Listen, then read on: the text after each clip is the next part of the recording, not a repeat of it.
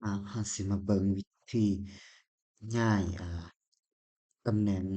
elevation เนาะหรือว่าค่า Z ย้ายระดับให้มันอยู่ในระดับที่เราต้องการเราสิมาเบิ่งก่อนอื่นหมดเนาะ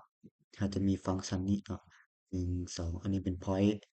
กรณีย้ายเป็นเฉพาะจุดใดหนึ่งอันนี้เป็น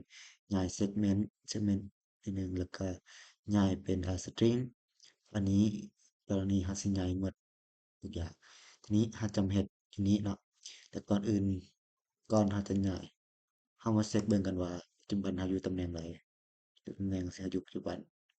ปึ๊บอยู่ที่ระดับ10เนาะทีนี้เราสิย้ายให้อยู่ระดับ10 1เนาะระดับที่1นี้เรามากดมาเลยนี่ก็มาเบิ่งบัดนี้ปิงนี่ปึ๊บวันนี้แค่1เสร็จก็เสร็จแล้วก็จับมา1ปึ๊บนี่ก็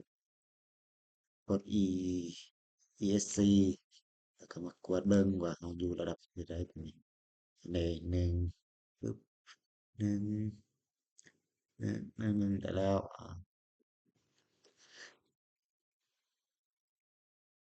อันนี้กรณีเราสิย้าย point ปัจจุบัน point เราอยู่ไสเสร็จก่อนเนาะตัวอย่างข้อยอยากได้มาตัวนี้อ่าแกน x แกน y เนาะบ่เอาหรอกขี้คร้าน